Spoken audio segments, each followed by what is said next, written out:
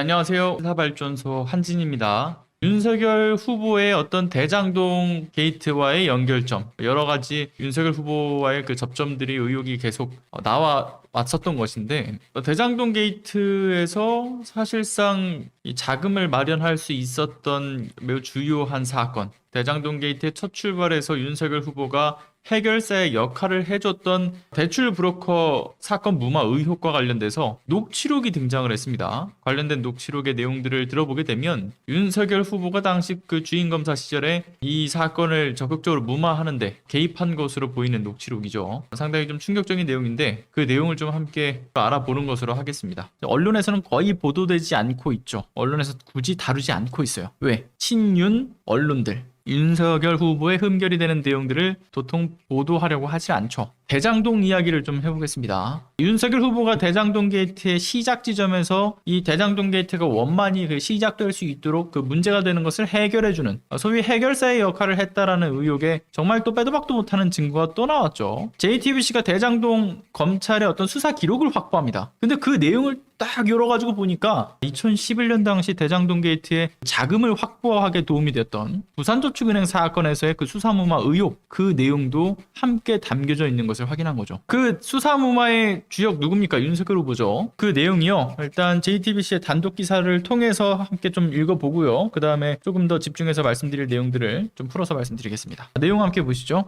단독, 대검 중수부, 처벌 피했던 대장동 자금책, 정영학 녹취록서 등장했다. 대장동 수사 기록에 담긴 새로운 내용을 JTBC가 입수했습니다. 대장동 개발의 종잣돈은 부산저축은행이 빌려준 1,805억 원. 이 돈을 끌어왔던 것은 대출 브로커인 조우영 씨였죠. 조우영 씨는 그 대가로 10억 원 이상을 챙겼습니다. 그리고 또 이제 회사 돈 90억 원을 빼돌리는 등의 범죄도 저질렀죠. 그러나 2011년 시작된 대검 중수부와 서울중앙지검의 두 차례의 수사에도 아무런 처벌을 받지 않습니다. 그래서 입수한 수사 기록을 딱 열어보니까 와, 이 기가 막힌 내용들이 등장을 한 거죠. 천화동인 6호의 주인은 조현성 변호사, 박영수 전 특검의 법무법인 강남 소속입니다. 그런데 녹취록에서 대장동 멤버들이 지적한 실제 주인은 조우영 씨라고 이야기를 하죠. 부산저축은행 등에서 1,805억 원을 끌어들여온 인물, 바로 조우영 씨입니다. 이 과정에서 대출알선 명목으로 10억 3천만 원을 챙긴 혐의로 2011년 2월에 대검 중수부 조사를 받았죠. 당시 상황을 남욱 변호사가 지난해 11월 검찰에 진술한 내용은 아래와 같습니다. 남욱 변호사가 본인하고 김만배 그리고 조우영 씨가 두 번째 조사 출석 전에 대법원 주차장에서 만났다라는 거예요. 그런데 김만배 씨가 조우영 씨한테 얘기를 하더라 이거죠. 아니, 오늘 올라가면 아무것도 하지 말고 이제 커피 한 잔만 마시고 오면 돼. 실제로 조우영 씨가 올라가서 주인검사가 커피를 타줬다라고 하고요. 첫 조사와는 달리 굉장히 잘해줬다라는 이야기를 하더라 이거예요. 나오고 나서 이야기하는 걸 들어보니까. 근데 당시 주인검사가 누구였냐? 바로 윤석열 중수 이과장이었던 거죠. 조우영 씨 이런 얘기를 합니다. 뭐 본인한테 와장창 그 계좌 압수수색 통지서가 날아왔대요. 검사가 대장동에 대해서 물어본 그런데 기억은 없다. 이런 얘기를 하죠. 형사 입건되지 않은 조 씨, 2013년 중앙지검과 수원지검에서 또 다른 혐의로 수사를 받았습니다. 같은 해 7월 2일 정영학 회계사와 남욱 변호사와 통화 녹취록은 또 아래와 같습니다. 수사관이 그냥 덮어줬다. 아예 터놓고 덮어줬다. 만배영이 고생을 많이 했다. A 검사장이 직접 수사관에게 전화를 했다. 라는 이야기를 하더라 이겁니다. 그리고 수사관에게 그 조우영도 빼줘라 라고 말하니까 무혐의로 종결하겠다. 다시는 안 부르겠다 라는 답변을 들었다라고 하죠. 그리고 실제로 2013년 조 씨는 무혐의 처분을 받습니다. 물론 이후에 이제 경기남부경찰청의 수사로 2015년에는 징역형을 받게 됐죠. 자, 2011년 대검 중수부에서 조우영을 처음 조사했던 박모전 검사는 아무것도 말하지 않겠다라고 밝히기도 했다라고 합니다. 윤석열 후보가 대장동의 해결사였다라고 하는 이야기 여러 차례 관련된 정황과 근거를 짚어드린 바가 있었죠. 첫 번째 출발은 앞서 보셨던 것처럼요. 1,805억 원이라고 하는 대출 알선 수재가 문제였던 거잖아요. 대장동 사업권의 첫 출발. 그러니까 그 일대 부동산을 사들일 필요가 있었는데 그 일대 부동산을 대거 사들였던 곳이 바로 C7이라고 하는 민간 부동산 회사지 않습니까? 그러니까 그들이 이제 어쨌든 그 대장동 일대 그 부동산을 매입할 어떤 자금이 필요했고 이 자금을 어디서 유통을 받았냐? 바로 부산저축은행으로부터 이것을 받은 거였죠. 그 당시 이제 부산저축은행의 박연호 그 회장의 친인척이 바로 조우영이라는 인물이에요. 그러니까 그래서 그 친인척 관계를 이용해서 조우영이라는 인물이 대출을 알선해줬던 거죠. 그래서 2011년 당시에 이게 수면 위로 올라왔을 때 조우영 씨를 수사했어야 될 곳이, 수사를 했던 곳이 바로 당시 대검중앙수사부 윤석열 주임검사가 바로 그 수사를 맡았던 거죠. 그래서 윤석열 당시 검사가 이걸 덮어줌으로써 대장동 사건이 아주 원만하게 출발할 수 있었다. 그러한 의혹이 있어 왔습니다. 그런데 그 의혹이 점차 사실로 밝혀지는 여러 정황과 증거들이 쏟아져 나왔죠. 참고로 당시 대검 중수부장도 참 그 연결점이 참 또 이렇게 연결되는 부분이 있어요. 현재에 이르러서. 자, 윤석열 캠프에 초반부터 합류했던 김홍일 변호사가 바로 그 당시에 대검 중수부장이었죠. 그들의 인연이 지금까지 계속 지속되는 정황도 확인이 됩니다. 그리고 C7의 이강길 대표한테 조우영을 소개했던 게 누굽니까? 조우영의 대학 선배, 정영학 회계사죠. 그리고 조우영 씨가 자신에 대한 어떤 수사가 추진될 어떤 기미가 보이니까 나 좀 살려주세요 라고 SOS를 쳤던 게 누굽니까? 당시 법조 출입기자, 윤석열 후보랑 친하다라고 하는 바로 그 김만배 씨였죠. 그리고 김만배 씨를 통해서 조우영 씨가 SOS를 쳐가지고 이제 변호사를 소개받지 않습니까? 그 변호사로 소개받은 게 당시 서울 고검장으로 나온 지는 얼마 안 됐었을 거예요. 고검장으로 나온 지 얼마 안 돼가지고 마침 정관의 힘이 굉장히 막강했던 사람. 그리고 심지어는 이 수사가 대검 중수부에서 있었던 거 아니에요? 근데 또 대검 중수부장으로 있었던 박영수 전 특검이 변호를 맡아요. 그러니까 그렇게 이 연결고리들이 만들어지고 결국 중수부 부실대출 수사, 조우영 씨는 제외가 돼버리죠. 중요한 것은 이들이 수사를 덮었다는 의혹의 그 핵심이 뭡니까? 그 당시 이들의 수사가 제외될 수밖에 없었던 요소가 있었기 때문인 거죠. 이 수사는 무조건 해야 되는 필요성이 있었던 이유가 있습니다. 그러니까 이제 조우영 씨가 혐의에서 벗어날 수가 없는, 결코 벗어날 수가 없는 명확한 근거, 그리고 심지어는 그 검찰 측에서 이러한 조우영 씨의 혐의를 특정하고 인지했는데도 불구하고 이 사건은 무마가 되죠. 그 결론적으로는 그 혐의점을 인지했는데도 불구하고 검찰이 수사를 하지 않았다, 기소하지 않았다라는 이 말인즉슨 의도적이고 적극적으로 조우영 씨를 수사에서 배제시켜줬다라는 것이죠. 자, 일단 당시 그 부산저축은행이 경영 악화가 되면서 쫄딱 망하지 않았습니까? 그 당시 이제 부산저축은행이 이제 망하면서 그 당시 뭐 청탁, 로비, 심지어는 불법 대출 문제들이 6조 원가량의 막대한 부실 원인을 제공을 하다 보니까 이게 좀 이상하다. 얘네들이 왜 이런 부실한 어떤 이 6조 원씩이나 이렇게 말아 먹었을까? 그러니까 그 당시 청탁이나 뭐 또는 부실대출 의혹이나 이런 부분을 또 조사를 하려고 수사 인력이 이렇게 쭉 조직이 돼요. 근데 그때 조직되었던 수사 인력이 무려 133명이었습니다. 사상 최대 규모의 그 금융비리 수사였죠. 그런데 여기서 중요한 것은 부산저축은행에 정말 큰 타격을 줬던 사건들에는요, 불법 대출 역시 다뤄줘야 될 내용이었어요. 그런데 여기서 C7 부실 대출건만 자취를 감춰버린 거죠.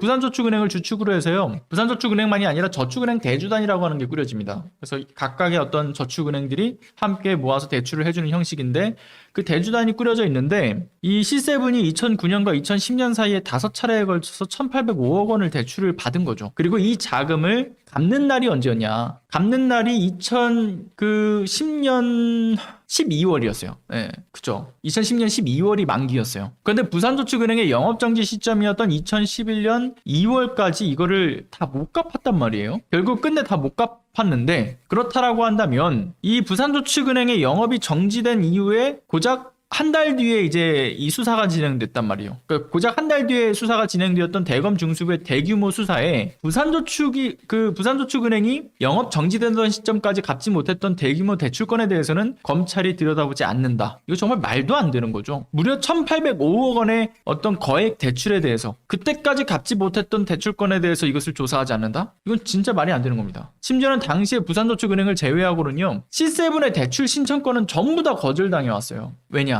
대장동 개발 자체가 그 이전에 백지화가 된 전적이 있다 보니까요, 은행들에서도 이 대장동 개발권에다가 뭔가를 이렇게 투자하기 위한 대출을 이렇게 해준다라는 거에 대한 위험 리스크를 굉장히 크다라고 판단을 했었어요. 그런데 그럼에도 그 위험 리스크에 대해서는 뭐 사실 뭐 별 신경을 안 쓴다시피 하는 것으로도 유명한 당시 솔로몬 저축은행마저도 우리는 너희들한테 대출해줄 수 없어, 이거 좀 위험 리스크가 커 해서 거절을 합니다. 그런데 부산저축은행이 이걸 끌어안아요. 게다가 조우영 씨가 박연호 회장과의 인척관계를 이용해서 알선료로 10억 3천만 원을 꿀꺽했던 시기도 2009년 11월부터 2010년 6월 사이죠. 그때 당시 역시도 이제 어쨌든 중수부의 어떤 수사선상에서는 벗어날 수가 없는 그 시기인데도 불구하고 뭐 이거는 대검 중수부는 전혀 수사하지 않았죠, 이것도. 그리고선 조우영 씨가 2015년에 들어서서 경찰이 수사를 진행했고 그 경찰의 수사가 이제 또 수원지검으로 넘어가서 기소가 되고 실형을 선고받게 되는 거예요. 근데 이 2011년부터 있었던 이 사건이 2015년에 수사되고 기소된 사건은요, 같은 사건이에요. 같은 혐의의 조우영 씨에 대한 사건인데 이게 2011년에는 뭐 아무런 상관없이 넘어가고 무마가 되고 배제가 되고 2015년에는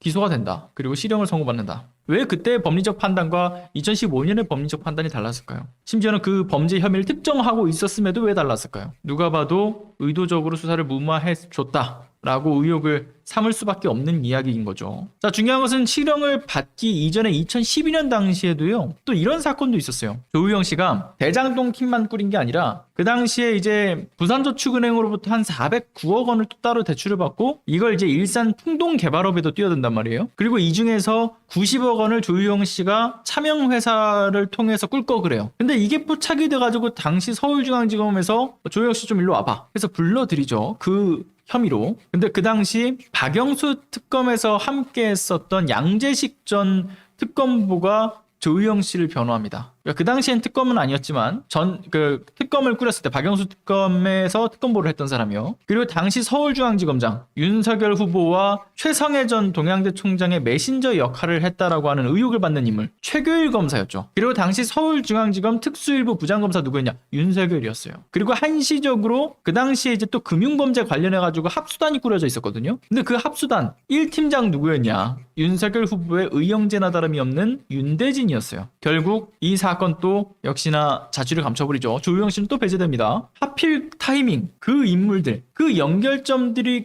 아주 미묘하지 않습니까? 이걸 우연이라고 봐야 될까요? 그런데 이뿐만이 아니라 지난해 11월쯤에 이제 밝혀졌던 것 중에는요.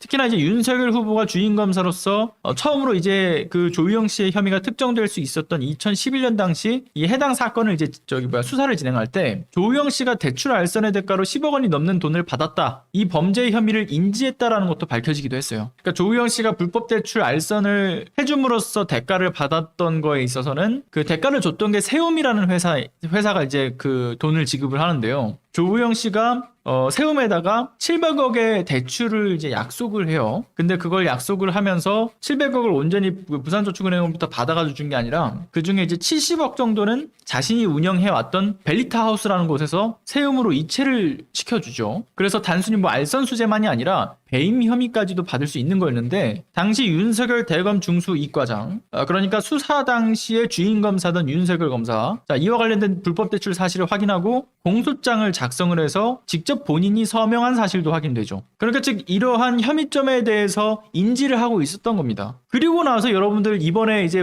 어제자로 단독 보도 JTBC를 통해서 터트려진 이 사실을 연결해 보게 되면 이 내용들이 더 명확하게 만들어지는 거예요. 지금 남욱 변호사가 검찰의 그 진술한 수사 기록에는 조우영 씨와 김만배 씨 그리고 남욱 변호사가 서로 대법원 그 주차장에서 만나가지고 이야기를 나눈 내용이 담겨져 있죠. 그 당시 조우영 씨한테 그 김만배 씨가 이런 얘기를 해요. 올라가서 커피 한 잔만 하고 오면 끝나. 자, 근데 이런 이야기를 하니까 조우영 씨 뭐 긴가민가 했겠죠. 근데 믿고서 올라갔더니만 조사를 받고 나온 조우영 씨가 이야기하기로 당시 주인 검사였던 윤석열 검사가 커피를 타주더라. 제대로 된 수사가 진행되지 않고 무마를 해줄 의도를 이미 갖고 있었던 상태. 그래서 커피 한 잔만 하고 조우영 씨를 보냈다라고 특정되는 이야기인 거죠. 이 이외에도 이 어쨌든 수사를 아예 대놓고 덮어줬다라는 내용도 이제 앞서 보셨던 JTBC의 내용으로 충분히 특정될 수 있고요. 자, 심지어는 2011년 당시 조우영 씨를 조사했던 박모정 검사가 뭐라고 얘기합니까?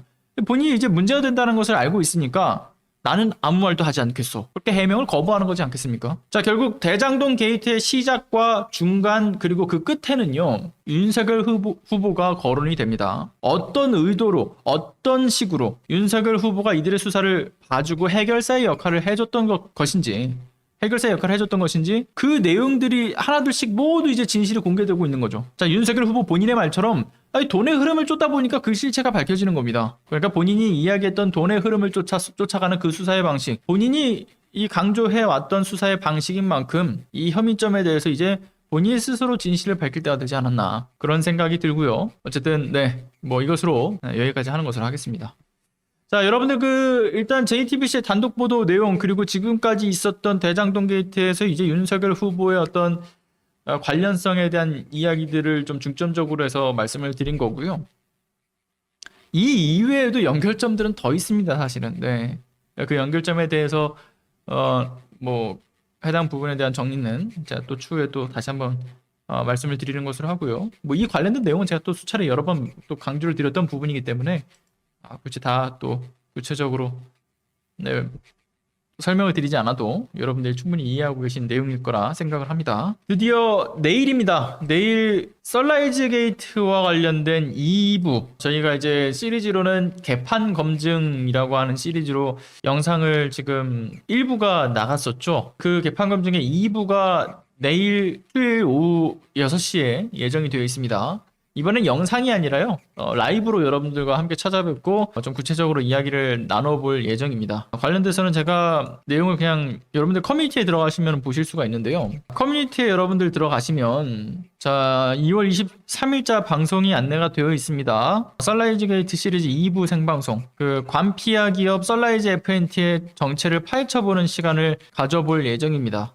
썬라이즈 게이트와 관련돼서 등장하는 이 최순실과의 연결점들이 있는 내용들이죠. 1부에 대한 내용이 궁금하신 분들은, 안 보신 분들은 1부 다시 보기를 통해서 여러분들 1부를 보시고서 2부를 보신다면 좀 더 이해하시는데 더 편하시지 않을까라는 생각이 들고요. 내일 출연진은 관세법인 네오 김진욱 관세사님 참여하시고요. 그리고 이제 쟁우그룹의 한영숙 실장님이 또 함께 하시고요. 네, 저는 이제 사회를 봅니다. 내일 방송 무엇보다 중요한 방송이기 때문에요. 여러분들 많이 관심을 가져주시고 또 많이 또 널리 공유를 하셔서 해당 방송 더 많은 분들이 또 시청할 수 있도록 좀 부탁을 드리도록 하겠습니다. 뭐 재판과 관련된 이야기라든가 뭐 전체적인 내용들에 대해서는 저 그 수요일 날 방송에서 네, 말씀을 드리는 것으로 하겠습니다. 내일 방송을 많이 관심을 갖고 지켜봐 주시면 좋겠습니다. 좋아요 눌러주신 분들, 또 댓글과 또 채팅 활발하게 남겨주신 분들, 구독 눌러주신 분들, 또 후원해주신 분들까지 모두 진심으로 감사드립니다.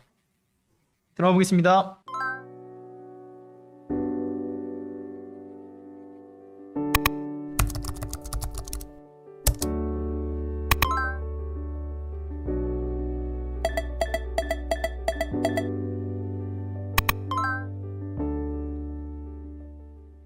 안녕하세요. 시사발전소 소장 한지입니다. 시사발전소는 진실을 찾는 민주언론으로서의 역할을 다하기 위해서 다양한 방법으로 활동을 이어나가고 있습니다.